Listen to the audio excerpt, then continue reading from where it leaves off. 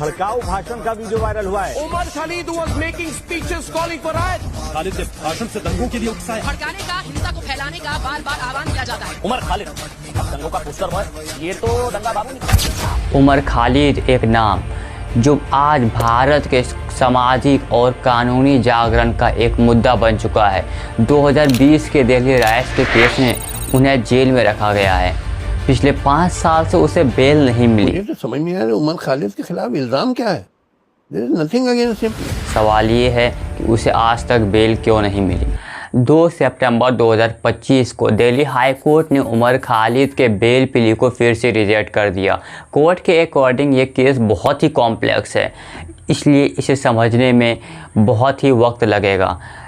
उनका कहना है कि इसमें गहरे कॉन्स्पिरेसी और साक्षात के आरोप हैं, इसलिए इस मामले में उसे और टाइम चाहिए इस केस को समझने के लिए।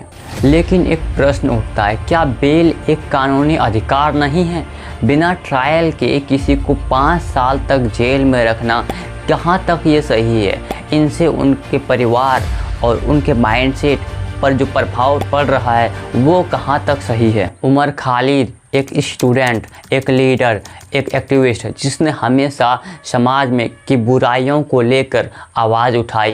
तो इस देश के छात्रों को और इस देश के नौजवानों को जाता है, इस देश के किसानों को, इस देश के मजदूरों को जाता है। समाज में न्याय और समानता को लेकर आवाज़ उठाई है। उनकी आवाज़ को कुछ लोगों ने खतरनाक समझा और उन्हें इस मुसीबत में ज़बरदस्ती डाल दिया गया।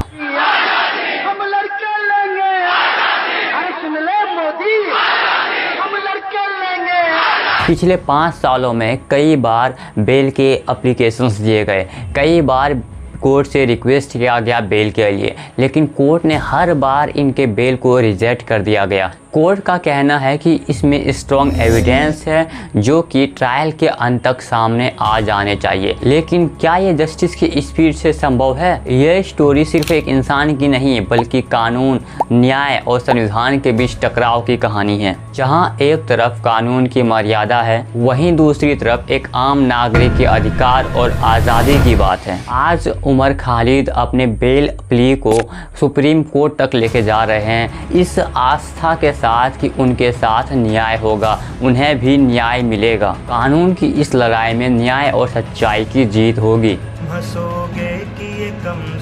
यह था एक नज़र उन कहानियों पर जो सामने नहीं आती पर हमारे समाज और कानून को जोड़ता है। उमर खालिद का केस हम सब के लिए एक प्रश्न है कि कहाँ जा रहा है हमारा न्याय।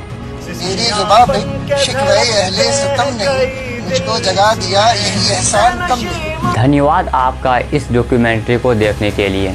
अगर आप सच्चाई और न्याय के साथ हैं तो इस वीडियो को शेयर कीजिए और अपनी आवाज़ को बुलंद कीजिए।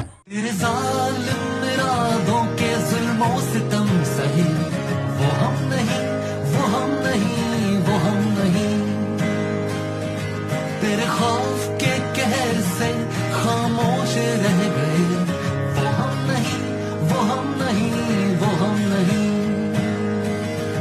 डरते होंगे बुज़दिल तेरे डराने से, सैलाबों से, आंधियों से, तूफानों से, जो आग बुझ जाए बस हवाओं से, वो हम नहीं।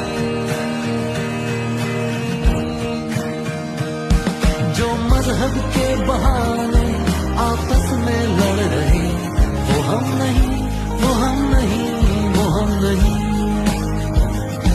अपनों को पीछे छोड़ आगे जो बढ़ चले,